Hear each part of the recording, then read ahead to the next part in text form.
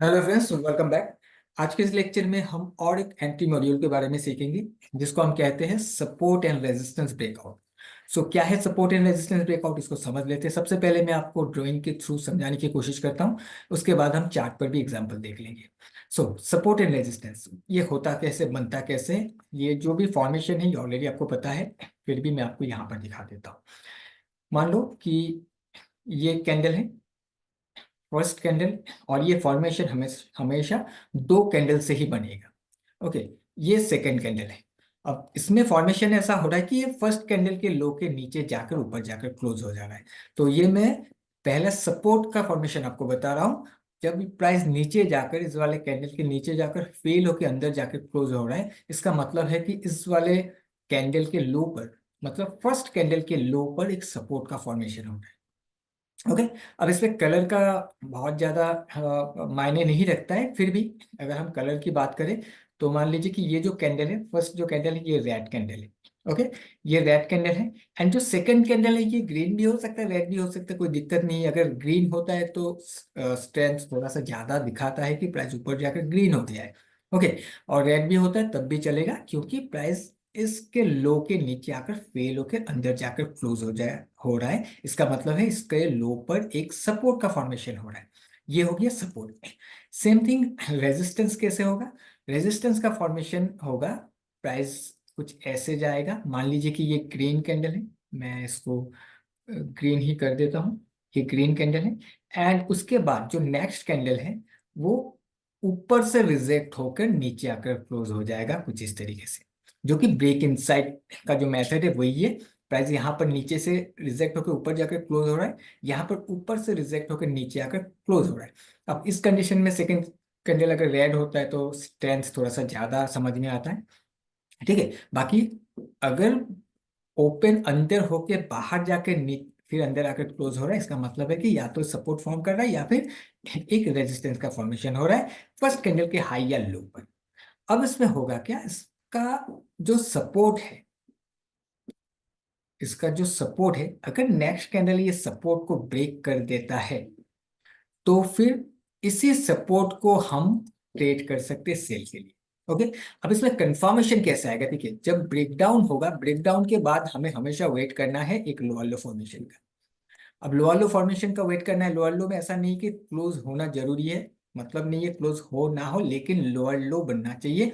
इसके अंदर जाकर क्लोज होना नहीं चाहिए फिर से, कि फर्स्ट कैंडल ऐसे नीचे है, सेकंड कैंडल लोअर लो तो फॉर्मेशन है, लेकिन अंदर जाकर भी कुछ इस तरीके से क्लोज हो गया है, ऐसा नहीं चाहिए। हमें क्लोजिंग इस वाले लो के नीचे ही चाहिए, लोअर लो का फॉर्मेशन चाहिए।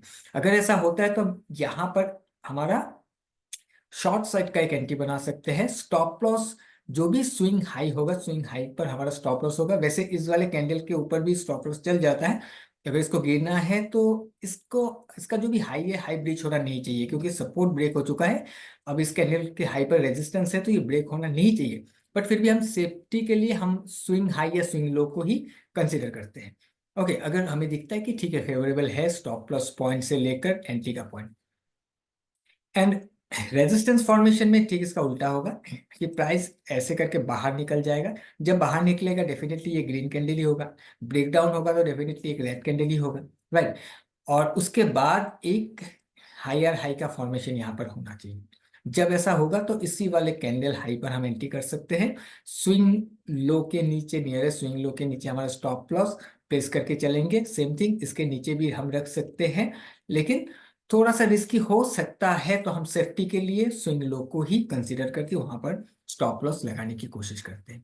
ओके, अब इसको करना कहाँ पर है, कैसे करना है, इसको भी देखते हैं, चलिए। सो मान लो कि ट्रेंड कुछ इस तरीके से चल रहा है। ओके, और यहाँ पर एक पॉइंट ऑफ इंटरेस्ट है।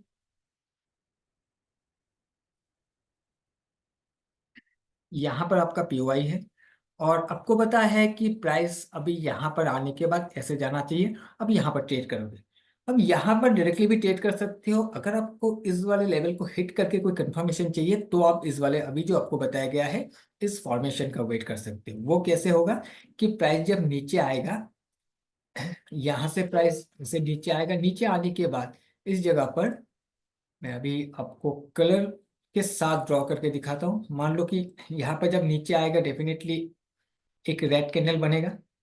रेड कैंडल बनने के बाद प्राइस जब ऐसे करके घूम जाएगा तो एक ग्रीन कैंडल का फॉर्मेशन होगा। उसके बाद अगर एक रेजिस्टेंस फॉर्मेशन होता है, कलर कुछ भी हो सकता है कुछ इस तरीके से, और इसका ब्रेकआउट करके प्राइस ऊपर चला जाता है, इसका ब्रेकआउट करके ऊपर चला जाता है, तो हम यहाँ पर ट्रेड कर सकते हैं। कंफर्मेशन के लिए एक हायर है चाहिए, और सॉरी, विदाउट कंफर्मेशन भी हम ट्रेड कर सकते हैं। अगर यहाँ पर जो भी पॉइंट ऑफ इंटरेस्ट है इसको हिट करके यहाँ पर वॉल्यूम वगैरह ब्रेकआउट करके रेजिस्टेंस ब्रेकआउट हो रहा है तो डायरेक्टली भी हम कर सकते हैं, कोई दिक्कत नहीं है। लेकिन कई बार ऐसा होता है कि कंफर्मेशन का, डबल कंफर्मेशन का जरूरत पड़ता है, जिस वजह से हम यहाँ पर एक कैंडल और फॉलो थ्रू कैंडल का वेट करते हैं। जब ये बन जाएगा उसके बाद यहाँ पर हम हमारा एंट्री को बना सकते हैं। स्टॉप प्लस सिम जो भी स्विंग लो बना होगा उस स्विंग लो के नीचे हमारा स्टॉप लॉस प्लेस होना चाहिए। ओके, अब मान लीजिए कि यहाँ पर एंट्री लेके अगर इस कैंडल के ये जो भी स्विंग लो इसके नीचे का स्टॉप लॉस अगर आप कैलकुलेट कर रहे हो, अगर आपको लग रहा है कि हाँ फेवरेबल है, तो ये तो बहुत सेफ स्टॉप लॉस बन जाएगा, राइट? क्योंकि ये लो को प्रोटेक्ट करते हुए प्राइस ऊपर का ऊपर घूमने की कोशिश कर रहा है, रेजिस्टेंस ब्रेकआउट कर रहा है। और अगर आपको लगता है ये बहुत बड़ा है तो इसके स्विंग के नीचे आप प्लेस कर सकते हो अपने स्टॉप लॉस को। ओके सर, इसी चीज को आप उल्टा कर दोगे तो आपका शॉर्ट साइड के लिए हो जाएगा। वो कुछ इस तरीके से होगा, मैं आपको ड्रॉ करके दिखा देता हूँ। मान लो कि ये,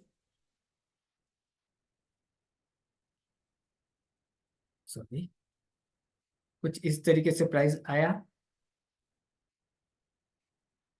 ऐसे लोअर लो का फॉर्मेशन, इसको मैं डिलीट ही करता हूँ एक मिनट।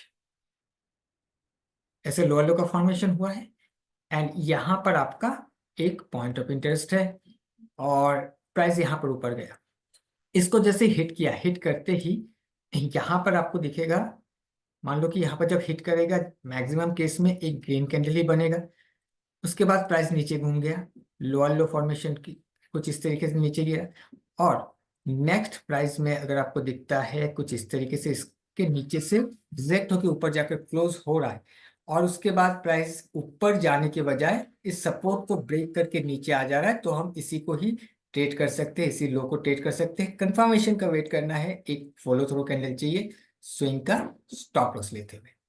ओके, आई होप कि आपको ड्राइंग के थ्रू जो मैंने आपको बताया ये क्लियर हो गया होगा, समझ में आ गया होगा। अभी चलिए हम क्या करते हैं, एक बार चार्ट पर आपको इसका एग्जांपल दिखा देते हैं। ऑलराइट, तो यहाँ पर इसी पर ही हम एग्जांपल को देख लेते हैं। इसको मैं डिलीट कर देता हूँ, इसका कोई काम नहीं है अभी फिलहाल, मुझे दिखाना था तो इस ड्राइंग ऑलरेडी में रखा हुआ था। ओके, अब यहाँ पर देखिए प्राइस इस वाले एरिया पर जाकर हिट किया, हिट करने के बाद प्राइस नीचे गिर गया। नीचे जब गिरा तो ये वाला कैंडल होता है हमारे लिए एंट्री का। अब मैं मान के चल रहा हूँ कि आप इसको हिट करने के बाद, इस वाले कैंडल को हिट करने के बाद आप कंफर्मेशन ढूंढते हो और उस कंफर्मेशन पर आप ट्रेड करते हो। तो आप देखिए यहाँ पर जाकर जब हिट किया, हिट करने के बाद प्राइस नीचे घूमा, तो उस दौरान यहाँ पर इस कैंडल के लो के नीचे आकर ये प्राइस ऊपर जाकर क्लोज हुआ था, इसने हिट किया, हिट करने के बाद प्राइस फिर से नीचे गिरा और इस वाले लो को ब्रेक कर दिया। इस जहां जिस कैंडल के लो पर सपोर्ट फॉर्म हुआ था, सपोर्ट बना था, ये ब्रेक हो गया, एक फॉलो थ्रू कैंडल भी बना। नेक्स्ट यहाँ पर आपका एंट्री होना चाहिए और स्विंग हाई का स्टॉप लॉस होना चाहिए। अब देखिए यहाँ पर प्राइस गया और वहीं से प्राइस में हमें एक डाउन साइड का मूवमेंट जो है वो देखने के लिए मिला। इसके बाद इस जगह पर भी अगर आप देखोगे तो यहाँ पर भी एक सपोर्ट फॉर्मेशन हुआ था, प्राइस अपने पॉइंट ऑफ इंटरेस्ट पर गया, इंपॉर्टेंट लेवल पर गया, जाने के बाद यहाँ पर एक सपोर्ट फॉर्म किया इस वाले कैंडल के लो पर, नीचे आकर रिजेक्ट होकर ऊपर गया एंड सपोर्ट को तोड़कर नीचे आ गया। एक कैंडल लोअर लो फॉर्मेशन हुआ, यहाँ पर ग्रीन कैंडल बना हुआ है, कोई प्रॉब्लम नहीं है, लोअर लो फॉर्म किया हुआ है, वॉल्यूम नहीं है, लोअर वॉल्यूम से ही बना हुआ है, तो इस कैंडल पर ही हम एंट्री बना सकते हैं। आप देख सकते हो इसी पर जाकर इसको रुकावट मिला है, गिरने की भी कोशिश किया, लेकिन यहाँ पर फिर से गया। इसका रीजन आपको पता है कि ये वीक पेंडिंग था, ऑर्डर से यहाँ पर था, जिस वजह से यहाँ पर लेने के लिए गया है। तो ये सारी चीज आपको मालूम है, तो उस कंडीशन में आप यहाँ पर ट्रेड नहीं करोगे, आपको पता है एक बार इसको लेने के लिए जाएगा तो आप वेट करोगे वहां पर जाने के लिए। जाने के बाद अगर आपको इस तरीके का फॉर्मेशन दिखता है तो आप उसको लेकर भी आप ट्रेड को बना सकते हो। उसके ऊपर का जो भी स्टॉप लॉस होगा वो स्टॉप लॉस को लेते हुए। ओके, सो आई होप कि आपको ये सपोर्ट एंड रेजिस्टेंस का जो फॉर्मेशन है ये सबको समझ में आया होगा। मैंने आपको सपोर्ट ब्रेकडाउन का दिखाया है, अभी चलिए एक आपको रेजिस्टेंस ब्रेकआउट का भी मैं दिखा देता हूँ। ऑलराइट फ्रेंड्स, तो यहाँ पर चार्ट है आपके सामने और आप देखिएगा कि प्राइस ऊपर से नीचे गिरते हुए आ रहा है। यहाँ पर एक पॉइंट ऑफ इंटरेस्ट है जिसको हिट किया, हिट करने के बाद प्राइस ऊपर जा रहा है और ऊपर जाते जाते इस जगह पर एक रेजिस्टेंस फॉर्म किया, इस वाले कैंडल हाई के ऊपर गया, नीचे आकर क्लोज हो गया एंड फाइनली प्राइस इस वाले रेजिस्टेंस को ब्रेक करके ऊपर क्लोज हो गया एंड वो वॉल्यूम के साथ ब्रेक किया है, राइट। एंड प्राइस में क्या हुआ, हायर हाई का फॉर्मेशन। तो उसके बाद आप देख सकते हो प्राइस नीचे आया, इसी वाले कैंडल पर आपका अगर एंट्री होता है, यहाँ पर आपका एंट्री ट्रिगर होगा, स्विंग लो के नीचे आपका स्टॉप लॉस होगा एंड प्राइस वहीं से ऊपर गया।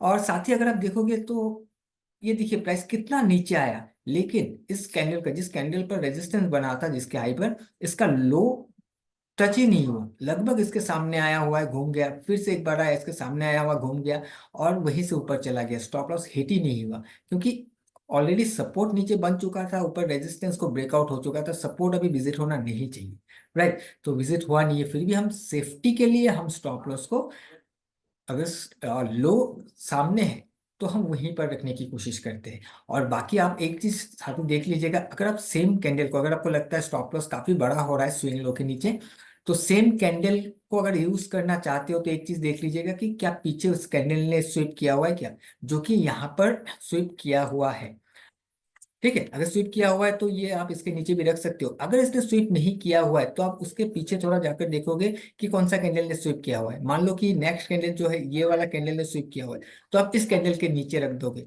आ, कुछ इस तरीके से, मान लो कि यहाँ पर कुछ ऐसे बना हुआ है, ठीक है। इसमें वैसे तो यहाँ पर स्वीप नहीं दिख रहा है, लेकिन मान लो कि ये वाला जो कैंडल है, इस कैंडल का, मैं इसको थोड़ा सा को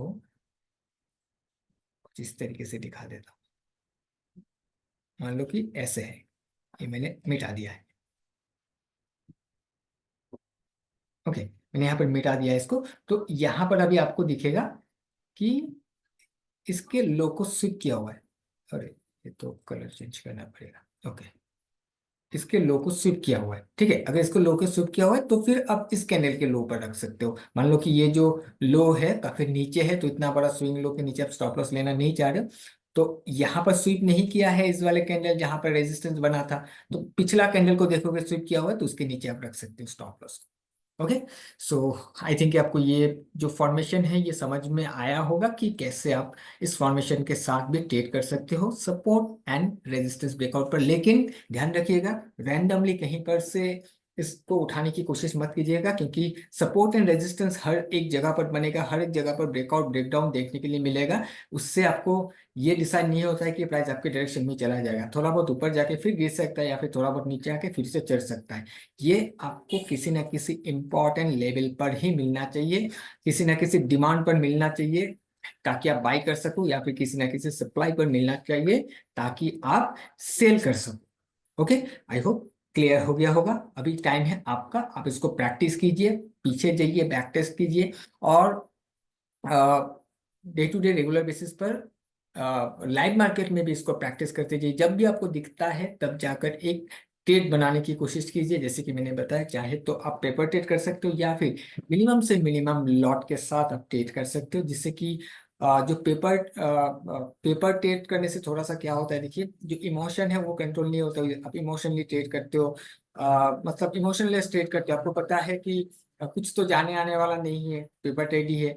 तो इसमें क्या होता है ना कि आप कुछ खेल जैसा हो जाता है ये, कि आप कुछ खेल रहे हो, आप बहुत ज्यादा सीरियस नहीं हो पाते हो। लेकिन अगर आप मिनिमम से मिनिमम लॉट से भी काम करोगे, मिनिमम से मिनिमम क्वांटिटी पर भी आप काम करोगे, तो फिर वहां पर जितना भी हो आपका कुछ ना कुछ पैसा आपको दिखेगा जा रहा है, कुछ ना कुछ अमाउंट आपको डूबता हुआ दिखेगा, लॉस होता हुआ दिखेगा, रेड दिखेगा, जिससे आप अलर्ट हो जाओगे, आप थोड़ा सा डिसिप्लिन के साथ आप काम करना स्टार्ट करोगे। जिस वजह से मैं तो ये कहता हूँ कि पेपर ट्रेड से अच्छा है कि एक एक क्वांटिटी से ट्रेड करने की कोशिश करो, लेकिन करना है, लेकिन करना है तभी जाकर आपको समझ में आएगा। सिर्फ देखने से नहीं होगा कि मैंने बता दिया, आपने वीडियो देख लिया, कल से ही आप सक्सेस हो जाओगे, कल से ही आप ट्रेड करने के लिए एक्सपर्ट हो जाओगे, नहीं, ऐसा कभी भी नहीं होगा। जब तक आप प्रैक्टिस नहीं करोगे, जब तक आप समझोगे नहीं कहाँ कहाँ पर क्या क्या फॉर्मेशन के साथ क्या क्या हो रहा है, तब तक आप कुछ नहीं कर पाओगे। और ये चीज़ सिर्फ और सिर्फ प्रैक्टिस से आएगा। जो कॉन्सेप्ट है मैंने आपको बताया, जो मेथड है मैंने आपको बताया, अभी आपका काम है उस पर प्रैक्टिस करना। ओके, सो चलिए, या आज का ये लेक्चर यहीं तक रखते हैं। हम मिलते हैं नेक्स्ट किसी लेक्चर पर, जहाँ पर मैं और भी कुछ आप लोगों को इम्पोर्टेंस बताना है, वहाँ पर हम मिलकर उसको भी समझने की कोशिश करेंगे। Thank you.